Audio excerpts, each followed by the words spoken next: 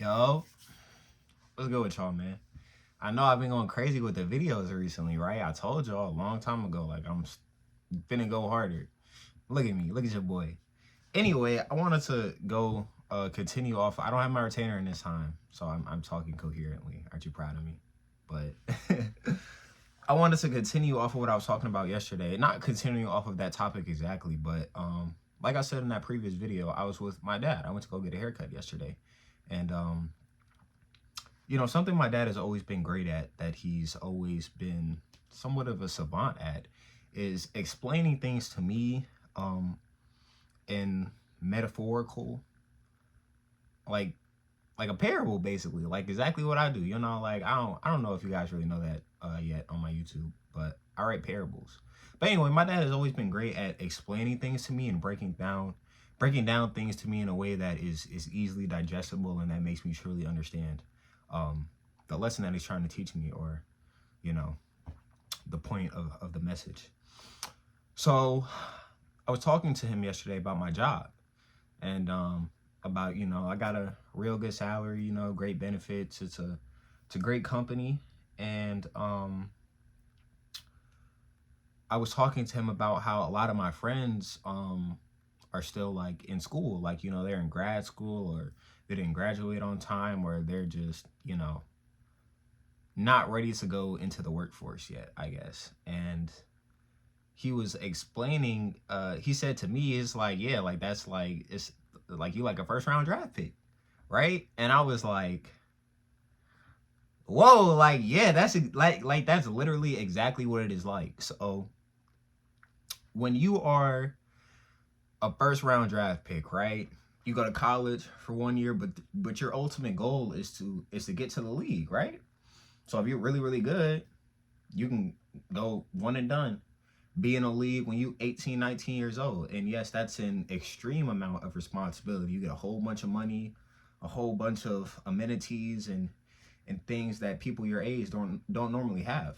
But it's like you honestly deserve it. Like you did what you were supposed to do, and you're just first round draft pick, man. So that's kind of what it feels like for me, being a 22-year-old kid, almost 23. I'll be 23 in like 2 weeks. And coming right out of school, right out of four years at Morehouse. I didn't even really think about going to grad school because and like I just said, like the whole point of, at least for me, like going to school was to get a good job and to make a lot of money. So if I can get a good job and make a lot of money earlier, then why wouldn't I do that? It's like if I'm trying to get to the NBA and I'm like a projected first round pick, like it's already teams calling me like, yeah, we want to draft you, we want you to come work out for us. Like, why would I stay in college when I can achieve my dream and get to the league? So like I said, I see a lot of my friends, and that's not a knock on them. I'm not trying to, disrespect anybody or say like that that's the wrong path, or that you're not doing what you're supposed to. But for me, at least, it definitely, it's like that lifestyle. Like I'm making more than like grown people make. Like I basically make the same amount as my dad right now. I hope he doesn't see this video. but but I really make, like, I'm not gonna tell you how much I make, but it's like it's close to triple figures already, and I'm only 22. So like imagine by the time you done grad school or med school, whatever it is that you're doing, like imagine how much I'll be making then. So yeah, I just want to say that if you are like me, like I think that you should really evaluate why you are going to school, because I feel like a lot of people either go because of their parents, or because honestly, and I feel like a lot of people that go to grad school or go to extra schooling after they get their bachelor's degree is because they don't really know what they want to do yet. They don't really want to know what they want to do with their lives, or it's because they're not ready to like be an adult yet. They want to be a kid as long as possible. Like even my mom went to grad school. She told me, she was like, straight up, she was like, yeah, I wasn't ready to go to work yet. Like I was not, that wasn't for me yet. So she went to school another 2 years, and then she took off. But for me, I was ready, man. Like I was sick of school. I'm not gonna say I was sick of school. It was cool. I had a lot of fun in school. But like I said, I have a limited time on this earth, and like I said, like they wanted me. They gave me an offer. So like why wouldn't I take it? You know? What was I about to say? Oh yeah, and just I was gonna speak briefly about the whole concept of like having a job, because I feel like a lot of people, nowadays are like, oh, I'm gonna be an influencer, and jobs are that's the rat race and it's slavery, and you shouldn't get a job, you should be an entrepreneur, you should do this, that, and the third, and you know, I somewhat agree, but first of all, there's absolutely nothing wrong with the 9 to 5, and that's just what you want to do. You don't ever have to start a business if you just want to work. Your whole life, that's absolutely fine. There always has to be people who serve others, right? But at least for me, all the successful people that I've known, they always had like a regular job, and they were going so hard, they were so deep in a Duffy that they were able to work their job and still work on their side hustle, chase their dreams at the same time. And then oftentimes they were able to get revenue from their jobs that they could parlay into their whatever their business or whatever it is that they're trying to start. That old saying where like it takes money to make money. Like you can't just like, oh, I'm gonna start a t-shirt business, I'm gonna start a clothing brand. Like you broke, you don't have no money, bro. Like you have to have that period where like you're working for somebody else so you can save up, make the correct investments. And then so a great example of that is I'm not gonna necessarily call him a friend. His name is Tez. He's pretty famous here in Cleveland. Young dude, he's like 23, 24, I think. And he's like famous now, like 100,000 followers on Instagram. He has like 2 clothing businesses, and he sells like those online entrepreneur classes, like, oh, I'm gonna teach you how I did it. I actually attended one of those classes. It was very good. I still have my notes from it. But and I actually talked to him at the airport.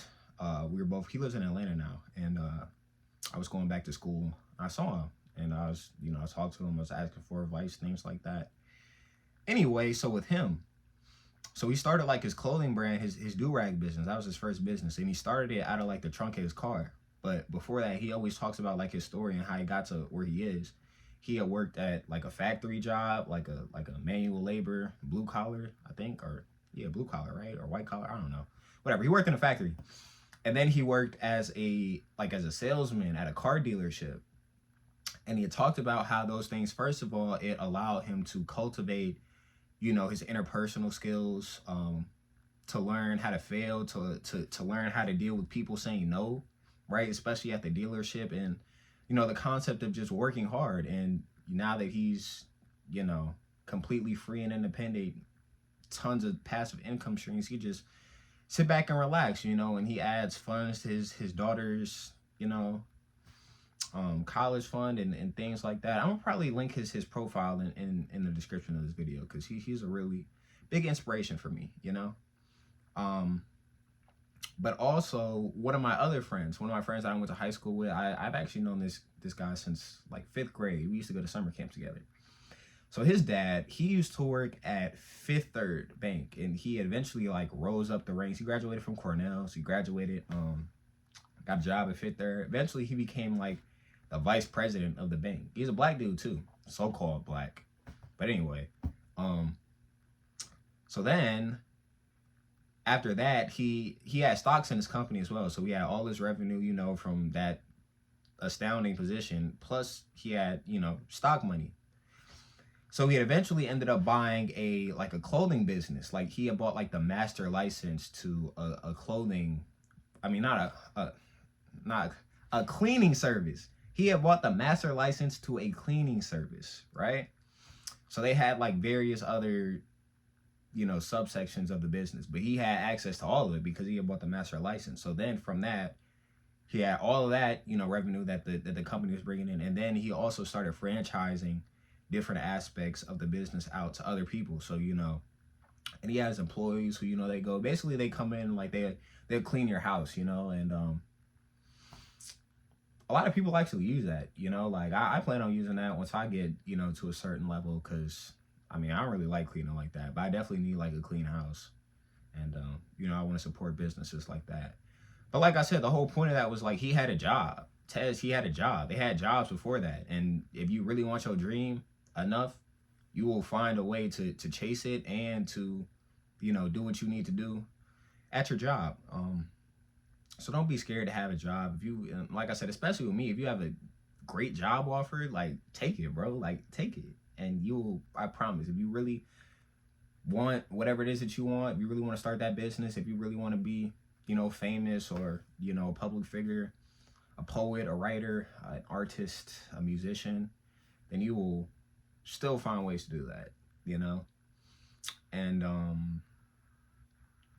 I could ramble on and on about my job, but I've definitely um I'm like a rookie. I'm like a rookie in the league right now, so I'm still learning a lot. I'm falling. Some days I have good days at work, I have bad days, just like a good game or a bad game in the NBA, but I feel like overall, I'm definitely, you know, ahead of a lot of people in my company.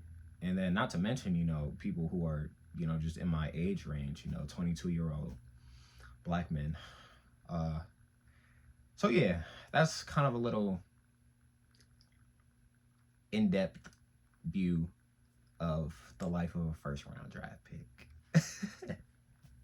That was cold, Dad. That was a great analogy. You never always coming with some fire, man. I appreciate you, Pop. Um, appreciate you guys for listening as always. Got to get back to work, and a lot more content coming for y'all soon. By chance.